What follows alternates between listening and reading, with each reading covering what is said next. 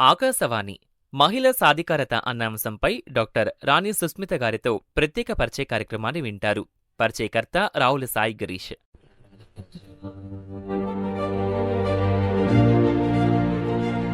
శ్రోతలకు నమస్కారం. ఈనాటి మన ప్రత్యేక పరిచయ కార్యక్రమానికి స్వాగతం.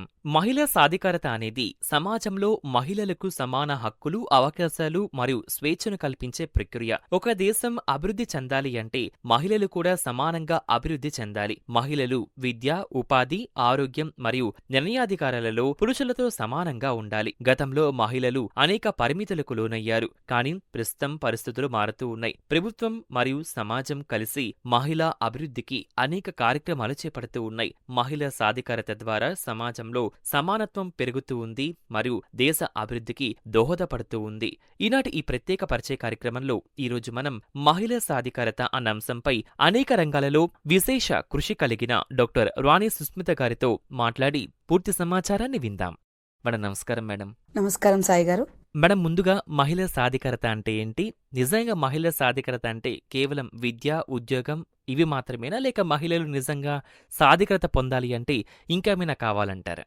సో మనము డెఫినేషన్ ఆఫ్ సాధికారత ఆర్ ఎంపవర్మెంట్ చూస్తే గనక that it self is giving more choices to women and much control to women అనమాట. అంటే విమెన్కి, మహిళకి మెనీ చాయిసెస్ ఇవ్వగలగాలి, అలాగే తనకి కంట్రోల్ ఇవ్వగలగాలి. సో అప్పుడే మహిళ ఒక సాధికారత సాధిస్తుంది. లేదు, మహిళ ఒకళ్ళ మీద డిపెండెన్సీ ఉన్నంత కాలం, అంటే ఇండిపెండెన్స్ ఇవ్వగలగాలి ఆయనకి. సో ఒకళ్ళ మీద డిపెండెంట్గా ఉన్నంత కాలం మహిళ చాలా తక్కువ ఆపర్చునిటీలకి కన్ఫైన్ అయి ఉంటుంది. ఎప్పుడైతే ఎక్కువ ఆపర్చునిటీలు కావాలి, అలాగే సమాజాన్ని చూడాలి, అలాగే సమాజంలో తన యొక్క ఒక మార్క్ని పొందుపరచాలి, అలాగే ఒక గొప్ప అచీవ్మెంట్ని తన ఖాతాలో వేసుకోవాలి అంటే గనక కంపల్సరిగా మహిళ చేయవలసిన అంశం ఏంటి అంటే ఇండిపెండెన్స్ సాధించడము, అలాగే తన ఎన్విరాన్మెంట్ని తన కంట్రోల్లోకి తెచ్చుకోవడము, and at the same time many చాయిసెస్ని మనం ఇవ్వగలగడం. సో దీంట్లో విద్యారంగంలో అయినా సరే, ఎడ్యుకేషనల్ ఎంపవర్మెంట్ కావాలన్నా కూడా విమెన్కి చాయిసెస్ ఇవ్వగలగాలి. మంచి ఎడ్యుకేషనల్ ఇన్స్టిట్యూషన్స్ విమెన్ ఫ్రెండ్లీగా తయారవ్వగలగాలి. యూనివర్సిటీస్ అన్ని విమెన్ ఫ్రెండ్లీ అవ్వాలి. అలాగే సైంటిఫిక్ కరికులం ఆర్ రీసెర్చ్ చేసేటప్పుడు కంపల్సరీగా మహిళలకి కొంచెం స్పెసిఫిక్ నీడ్స్ ఉంటాయి యాజ్ ఎ రీసెర్చర్స్ గా, అది కూడా యూనివర్సిటీలు పొందుపరచగలగాలి. అలాగే చాయిసెస్ కూడా విమెన్ కి చాలా ఇవ్వగలగాలి. లైక్ ఫర్ ఎగ్జాంపుల్ ఐలాడ్ రీసెంట్గా ఐఐటీస్ అన్నీ కూడా women researchers, especially స్టెమ్లో, science and టెక్నాలజీలో ఎవరైతే పిహెచ్డి చేస్తూ మధ్యలో ఆపేశారో, లేదా పిహెచ్డి అయిన తర్వాత ఉద్యోగాలకు వెళ్లకుండా ఉండిపోయారో, వాళ్ళందరికీ కూడా స్కాలర్షిప్లు ఇచ్చి మళ్ళా again coming back to research అని పిలుస్తున్నారు. ఎందుకు అంటే అందరికీ అర్థమవుతుంది, women who studies can educate 10 more people. అలాగే ఏ women who researchers can actually help the society to the core అనమాట. అందులో ఎంత మాత్రం అతిశయోక్తి లేదు. ఒక రీసెర్చ్ చేసిన మహిళ తన యొక్క సమాజానికి ఎంతగానో ఉపయోగపడుతుంది. సో అందులో ఆమె యాజ్ ఎ ప్రౌడ్ రీసెర్చర్ నేను కంపల్సరీ చెప్పగలుగుతాను. అందులో మన దేశం కూడా ముందున్నది. ఐఐటీస్లో మళ్ళా గోయింగ్ బ్యాక్ టు రీసెర్చ్ అనే ప్రోగ్రామ్ కండక్ట్ చేస్తున్నారు. వాళ్ళకి చాయిస్ ఇస్తున్నారు. ఒక మహిళ తన జీవితంలో ముందడుగు వేస్తూ, అంటే పెళ్లి చేసుకుని పిల్లల్ని కని రీసెర్చ్ మధ్యలో వదిలేసిన మహిళలకు, పీజీల మధ్యలో వదిలేసిన మహిళలకు అగైన్ మన భారత ప్రభుత్వం, అలాగే గొప్ప గొప్ప ఇన్స్టిట్యూషన్స్ కూడా గో బ్యాక్ టు ఎడ్యుకేషన్ అనే ఒక నాందితో చాలా ఎక్కువ కంట్రోల్డ్ ఎన్విరాన్మెంట్ని క్రియేట్ చేస్తున్నారు. నేను చాలా different universities, ivy leagues like Dartmouth నుంచి, ఏల్ యూనివర్సిటీ నుంచి నేను క్రెడిట్స్ ఎఫ్డిపిస్ చేస్తున్నాను. ఐఎమ్స్ నుంచి, ఐఐటీస్ నుంచి నేను ఎఫ్డిపిస్ చేస్తున్నాను. ఎఫ్డిపి అంటే ఫ్యాకల్టీ డెవలప్మెంట్ ప్రోగ్రామ్. సో అలాగే ఎండిపి అంటే మేనేజీరియల్ డెవలప్మెంట్ ప్రోగ్రామ్. ఇవి చేస్తున్నాను. ఇవి ఎలా చేయడం సాధ్యమైంది అంటే the choices I have been given and the choices I investigated. అంటే మనకి ఆన్లైన్లోనే చాలా ఎక్కువ కోర్సెస్ అవైలబుల్గా ఉన్నాయి. అందులో విమెన్ చదవాలి అనే కోరిక, ఆ పట్టుదల, and at the same time తన యొక్క ఇండిపెండెన్స్కి తన ఎక్స్ప్లోర్ చేయగలిగితే almost sky is the limit. So ప్రపంచంలో ఉన్న ఎంతో ప్రఖ్యాతమైన ఐవీ లీగ్స్ యూనివర్సిటీస్ అయిన ఏల్ నుంచి, డార్ట్మౌత్ నుంచి కూడా నేను చేశాను. So at the same time IITs నుంచి, ఐఎమ్స్ నుంచి నేను చేయగలిగాను. So if I can do everyone can do అని నేను నమ్ముతాను.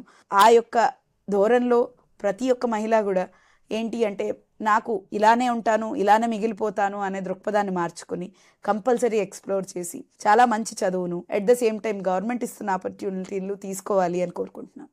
మేడం మనం చూస్తే కనుక సమాజంలో మహిళలకు అవకాశాలు ఇటు ప్రైవేట్ సెక్టర్ అండ్ అటు గవర్నమెంట్ సెక్టార్‌లో కూడా పెరుగుతూనే ఉన్నాయి మేడం. కానీ ఇంకా చాలా ప్రాంతాల్లో చూస్తే కనుక వారు వెనుకబడే ఉన్నారు. మేడం దీనికి రీజన్ ఏమైండొచ్చంటారు? అండ్ ఆల్సో వారికి మీరేం చెప్పాలనుకుంటున్నారు?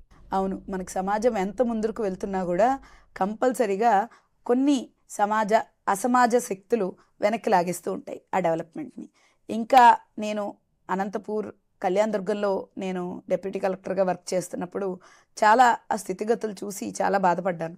ఎందుకంటే ఇంకా చైల్డ్ మ్యారేజెస్ ప్రివలెంట్. ఇంకా చిన్న అమ్మాయిలకి పెళ్లి చేసేస్తారు. చదువు కంప్లీట్ చేయనివ్వరు. అండ్ చాలా చాలా చోట్ల ఉద్యోగానికి వెళ్ళనివ్వరు. రెస్ట్రిక్ట్ చేస్తారు. అండ్ పెళ్ళి అయ్యి పిల్లల్ని చూసుకుంటే చాలు. అమ్మాయి చాయిస్ మీద పెళ్ళై పిల్లల్ని చూసుకుంటే ఓకే. కానీ అమ్మాయికి చాయిస్ ఇవ్వరు. కేవలం ఆ అమ్మాయి ఉద్యోగం చేస్తామన్నా కూడా పెళ్ళి అయ్యి పిల్లల్ని చూసుకో అనే చెప్తారు. అలాగే ఆ అమ్మాయి పై చదువులు చదువుతామన్నా కూడా కన్ఫైన్ చేస్తారు. వీటన్నిటికీ సమాధానంగా నేను ఒకటే చెప్తాను.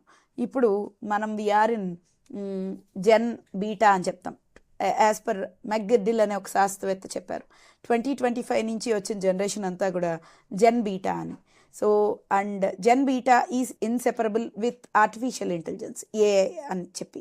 సో ఇలాంటి ఏఐని మనం కూడా యూస్ చేసుకుని ఇప్పుడు ఈ జనరేషన్కి మనం చూస్తున్న ఈ మహిళలందరూ కూడా కంపల్సరీగా artificial intelligence, ChatGPT, DeepSeek, అలాగే మన యొక్క గొప్ప platforms by government of India, Swayam, అలాగే ఐఐటీస్, ఐఐఎమ్స్లో కూడా మనకి సర్టిఫికేట్ లెర్నింగ్ ప్రోగ్రామ్స్ ఉన్నాయి.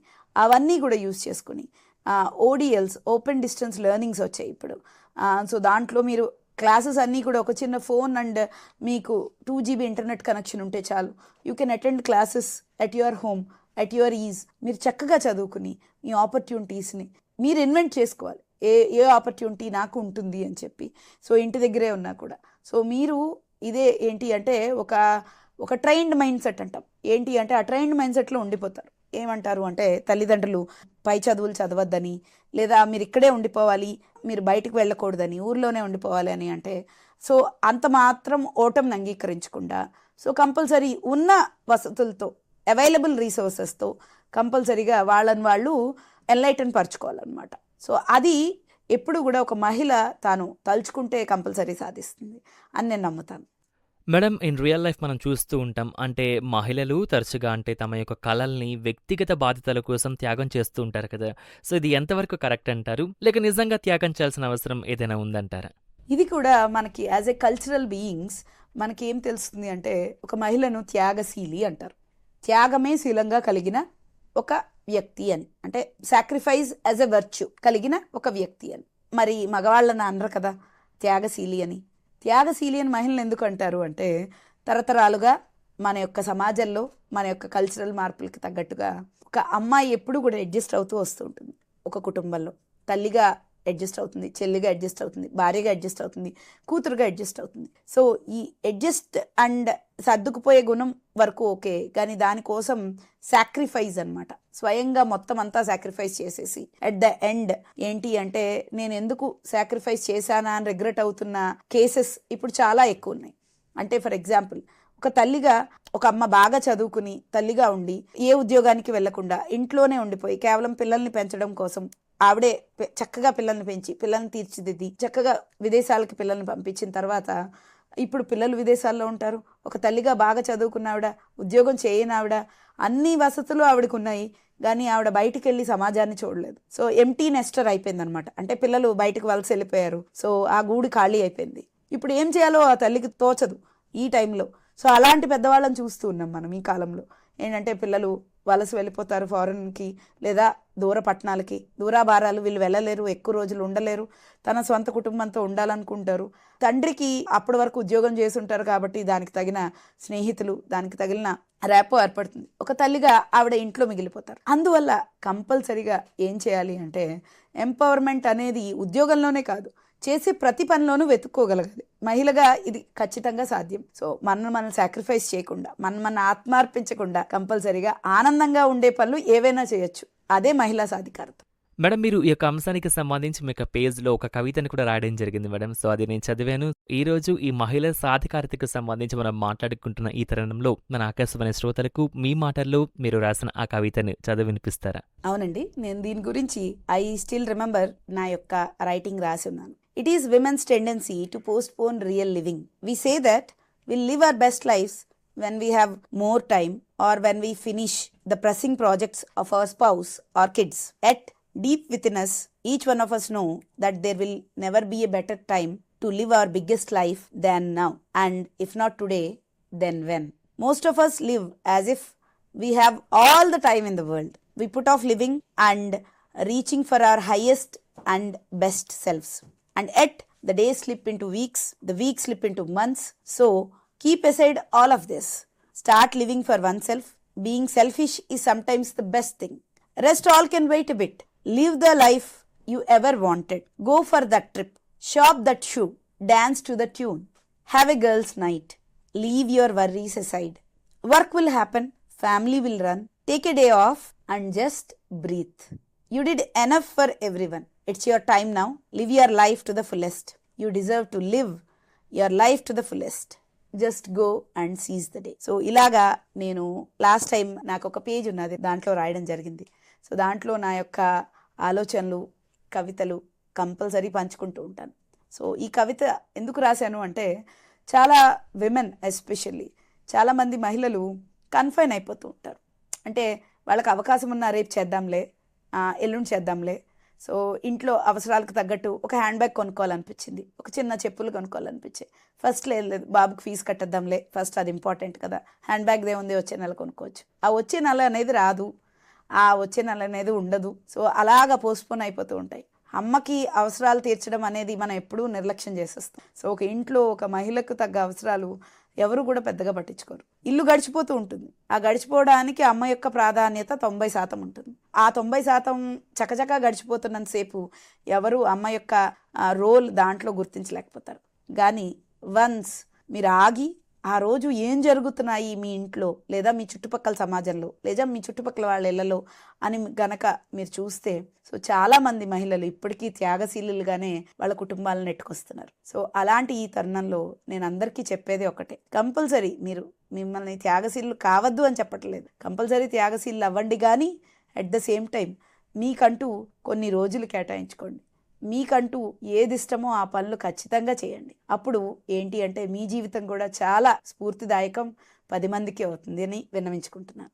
మేడం, మనం చూస్తూ ఉంటాం మేడం తరచుగా ఏంది అంటే గ్రామీణ మహిళలలో ముఖ్యంగా 10th ఇంటర్ అయిన తర్వాత చదువు మానేస్తూ ఉంటారు. అండ్ వారు హైయర్ ఎడ్యుకేషన్కి అంత ఆసక్తి చూపారు. అంటే ఆర్థిక పరంగా ఏమన్నా ఇబ్బందులు, సమస్యలు ఉన్నాయనో, లేకపోతే పట్టణం వెళ్ళి అక్కడెక్కడ ఉండి చదువుకోవాలని చెప్పి అలా ఆలోచిస్తూ వారి యొక్క ఎడ్యుకేషన్ అక్కడితో కట్ చేసేసుకుంటూ ఉన్నారు. మేడం, మనం మాట్లాడుకుందాం మహిళల విషయంలో ఈ యొక్క హైయర్ ఎడ్యుకేషన్ ఎలాంటి కీ రోల్ ప్లే చేస్తుందంటారు?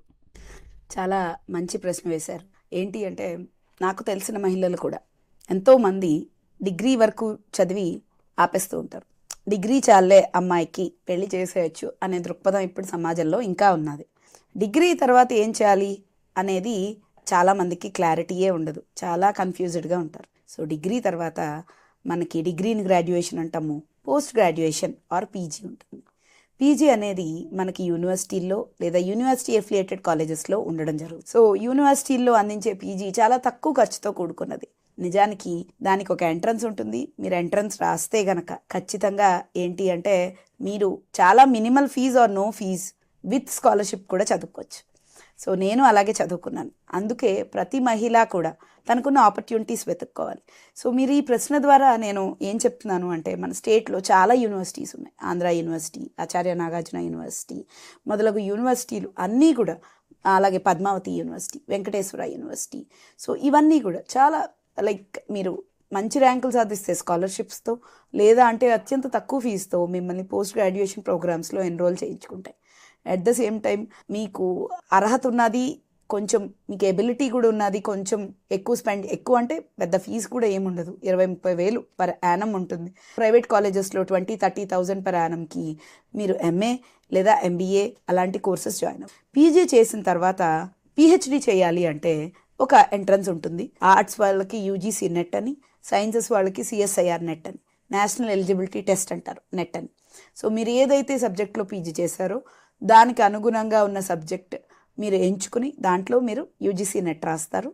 లేదా సిఎస్ఐఆర్ నెట్ రాస్తారు. నెట్ రాసిన తర్వాత వచ్చే ర్యాంక్ మనకి 2 విధాలుగా పర్సంటైల్ క్యాలిక్యులేషన్ ఉంటుంది. ఒకటి జేఆర్ఎఫ్ అంటారు, జూనియర్ రీసెర్చ్ ఫెలోషిప్ అని, ఒకటి లెక్చరర్షిప్ అంటారు. లెక్చరర్షిప్ పర్సంటైల్ వస్తే అంటే దాని కట్ ఆఫ్లు విడిగా ఉంటాయి అనమాట. 100కి ఇన్ని మార్కులు వస్తే ఇది లెక్చరర్షిప్ కి క్వాలిఫై అయినట్టు. 100కి ఇంచుమించు 50-60 మార్కులు వస్తాయి. 100కి 80-90 మార్కులు వస్తే జేఆర్ఎఫ్ కి క్వాలిఫై అయినట్టు అని చెప్పి మనకు చెప్తారు. సో ఇది రాయడం ద్వారా మీరు లెక్చరర్షిప్ క్వాలిఫై అయితే గనక మీరు ఏ విధమైన డిగ్రీ కాలేజ్ లెక్చరర్కైనా ఎలిజిబుల్ అవుతారు మన యూనివర్సిటీలో, ఎట్ ద సేమ్ టైం ఏ యొక్క డిగ్రీ కాలేజ్లో అయినా. అలాగే ఎట్ ద సేమ్ టైం మీకు జేఆర్ఎఫ్ వస్తే మీరు రీసెర్చ్ స్టూడెంట్ కింద ఏ యూనివర్సిటీకైనా అప్లై చేసుకోవచ్చు. దానికి మీకు ప్రతి నెల స్కాలర్షిప్ ఉంటుంది.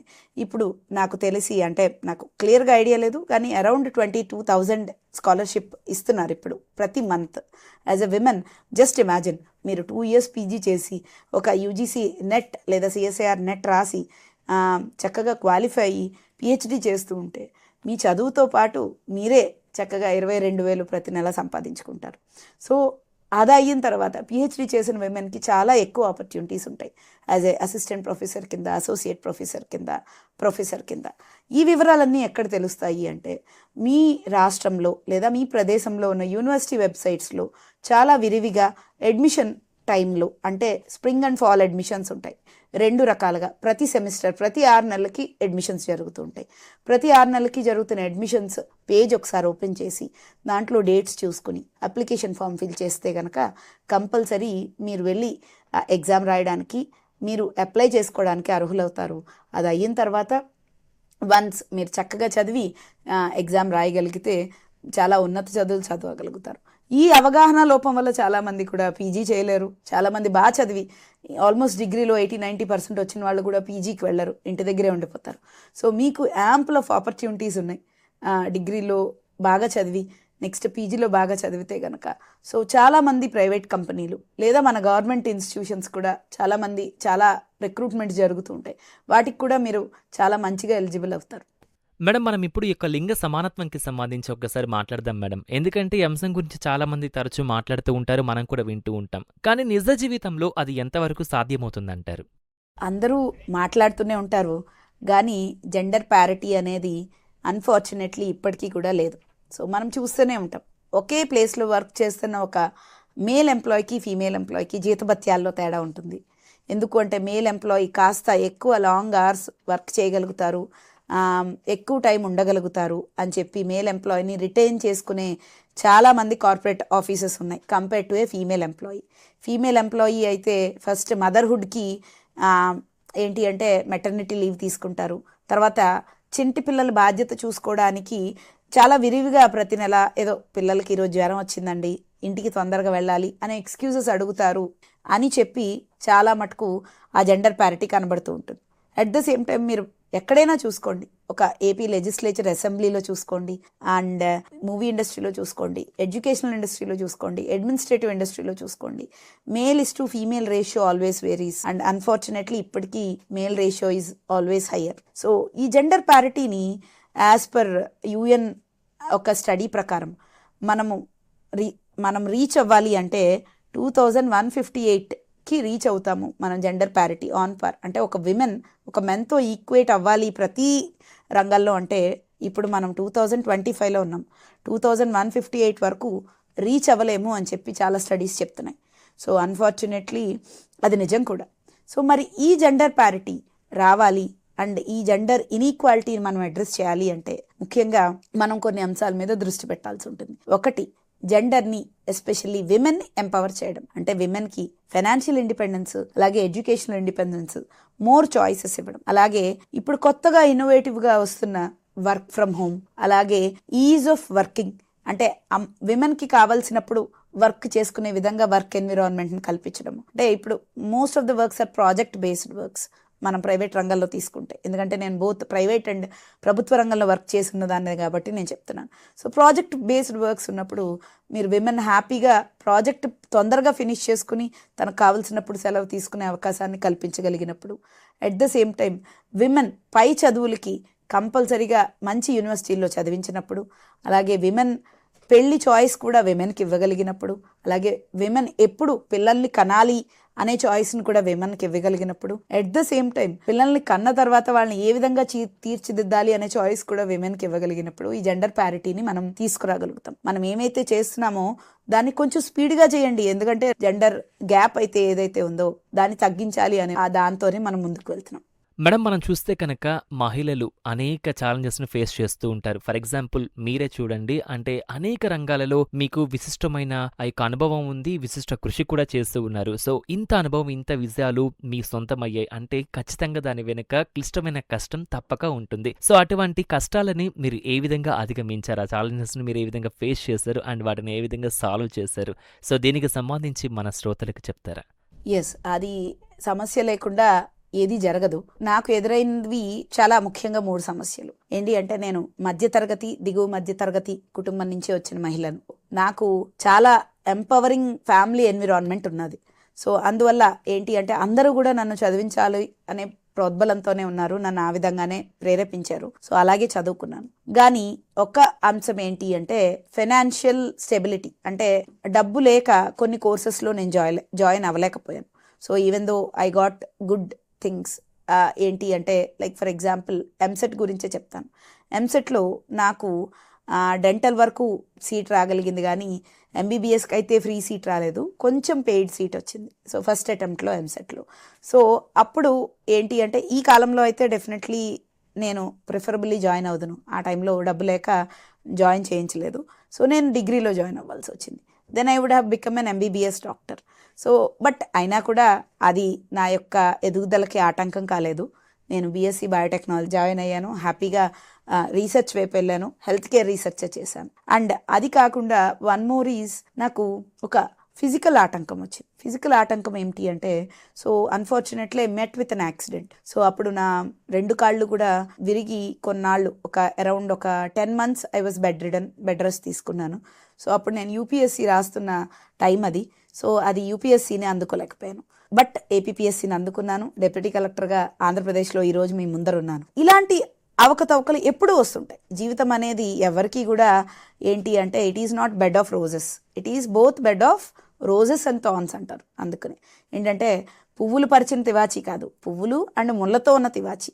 మనం పువ్వుల మీద అడుగు వేసినా ముళ్ళు కూడా కంపల్సరీ ఉంటాయి. సో ఉన్నా కూడా ఆచి తూచి అడుగులు వేసి, ముళ్ళు గుచ్చుకున్నా కూడా తీసి మందు రాసుకుని ముందుకు వెళ్ళడమే ఒక మహిళగా మన యొక్క బాధ్యత. అండ్ ఒక సమాజ సేవకురాలుగా కూడా అందరి బాధ్యత. ఎందుకు అంటే, ఈ సమాజంలో ఒక మహిళ ఎప్పుడైతే ముందడుగు వేస్తుందో ఖచ్చితంగా సమాజం ముందడుగు వేస్తుంది. ఎత్ర నార్యంతు పూజ్యంతే రమంతే తత్ర దేవతః అన్నారు పెద్దలు. ఎక్కడైతే ఆడవాళ్ళు పూజింపబడతారో అక్కడే దేవతలు నివసిస్తూ ఉంటారు అని చెప్పి. అలాగే దానికి కంటిన్యూడ్ శ్లోకం కూడా ఉంది, ఎత్ర నార్యంతు నపూజ్యంతే అని కూడా ఉంటుంది.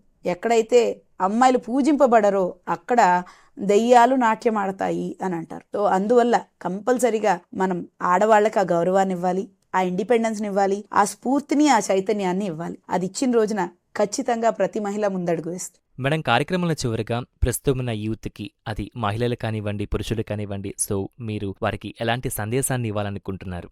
I was a principal once. నేను ఒక ఎంబీఏ కాలేజ్ ప్రిన్సిపల్. సో నాకు తెలుసు స్టూడెంట్స్ ఎలా ఉంటారు. సో ఒకసారి ఫోన్ ఓపెన్ చేస్తే ఇన్స్టాగ్రామ్ రీల్స్, అలాగే YouTube reels, YouTube videos or Snapchats or different social media platforms use చేసి మళ్ళీ ఫోన్ ఇలా దించారంటే ఇలా ఎత్తేసరికే 3 గంటలు పడుతుంది లిటరల్గా. సో కంటిన్యూస్లీ స్క్రోలింగ్ కల్చర్ అంటాం. So they will keep on scrolling. వాళ్ళకి ఒక డెసిసివ్నెస్ ఉండదు, వాళ్ళు డిసైడ్ అవ్వలేరు. అంతెందుకు, ఒకప్పుడు just imagine 10 years back or 15 years back మీకు ఒక సినిమా రిలీజ్ అవుతుంది, సినిమాకి వెళ్ళాలి అంటే ఒక 3 సినిమాలు ఉంటాయి, ఒక సినిమాకి వెళ్తారు. బట్ ఇప్పుడు మీరు సినిమా చూడాలి అంటే మీ దగ్గర ఒక 10-15 ఓటీటీ సబ్స్క్రిప్షన్ ఉంటాయి. ఏ సినిమా చూద్దాము అని స్క్రోల్ చేస్తూ ఉంటారు అంతే.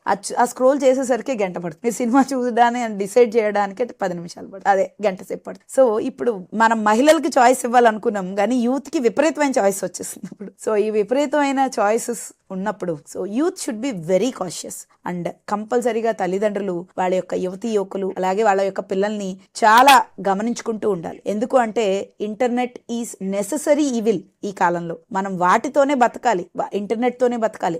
ఇందాకలో మనం చెప్పుకున్నట్టుగా మెక్రిండల్ అనే శాస్త్రవేత్త 2025 నుంచి మనకి బీటా జనరేషన్ వస్తుంది, వాళ్ళ నుంచి ఆర్టిఫిషియల్ ఇంటెలిజెన్స్ ని విడదీయలేము అని చెప్పారు. So that is 100% true. మనం ఇప్పటికే మనము చక్కగా ఒక 2-3 పిల్లవాళ్ళు కూడా హే సిరి ఆర్డర్ మీ పిజ్జా అని అంటున్న తరుణంలో ఏంటి అంటే 2025 నుంచి వచ్చిన పిల్లలు నాకు తెలిసి హోంవర్క్ ని చాట్ జీపీటీలో వేసి 5 నిమిషాల్లో హోంవర్క్ చేసేస్తారు వాళ్ళు. సో ఇలాంటి పిల్లలకి మనం హౌ వీ కెన్ కంట్రోల్ అంటే there should be continuous monitoring, parental monitoring ఉండాలి. ప్రతి ప్లాట్ఫామ్ కి పేరెంటల్ కంట్రోల్స్ ఉంటాయి. లైక్ ఫర్ ఎగ్జాంపుల్ యూట్యూబ్ లో ఏ విధమైన వీడియోలు పిల్లలు చూడాలి అనే దానికి పేరెంటల్ కంట్రోల్స్ ఉంటాయి. స్నాప్చాట్ లో ఫీచర్స్ అంటిల్ అన్లెస్ మీ పిల్లాడు పర్టికులర్ ఏజ్ అయితే గానీ స్నాప్చాట్ లో ఫీచర్స్ ఓపెన్ అవ్వకుండా కూడా కంట్రోల్స్ ఉంటాయి. ఫేస్బుక్ లో కూడా 18 ఏళ్ళు దాటిన వాళ్ళకి ఒక రకమైన అకౌంట్ ఉంటుంది, తక్కువ ఉన్న వాళ్ళకి ఒక రకమైన అకౌంట్ ఉంటుంది. దాంట్లో ప్రతి సెక్యూరిటీ ఫీచర్ ఎనేబుల్ చేసుకోవాలి. అలాగే ఫిషింగ్ అంటారు, PHI అని స్టార్ట్ అవుతుంది, FISH కాదు.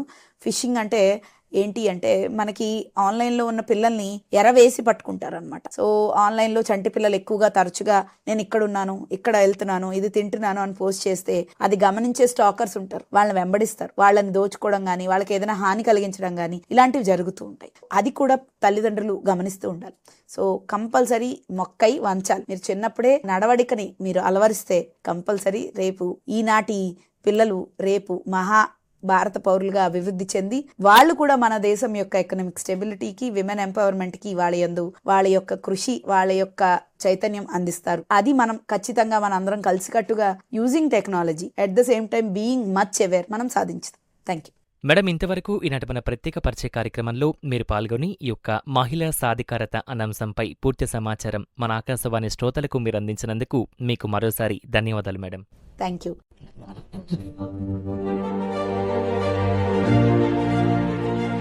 ఇంతవరకు మహిళా సాధికారత అన్న అంశంపై డాక్టర్ రాణి సుస్మిత గారితో ప్రత్యేక పరిచయ కార్యక్రమాన్ని విన్నారు. పరిచయకర్త రావుల సాయి గిరీష్. ఈ కార్యక్రమాన్ని మీరు మరలా వినాలనుకుంటే ఆకాశవాణి విజయవాడ ప్రాంతీయ వార్తా విభాగం యూట్యూబ్ ఛానల్ ఆకాశవాణి న్యూస్ విజయవాడలో వీక్షించగలరు. ఈ కార్యక్రమం ప్రాంతీయ వార్తా విభాగం ఆకాశవాణి విజయవాడ కేంద్ర సమర్పణ.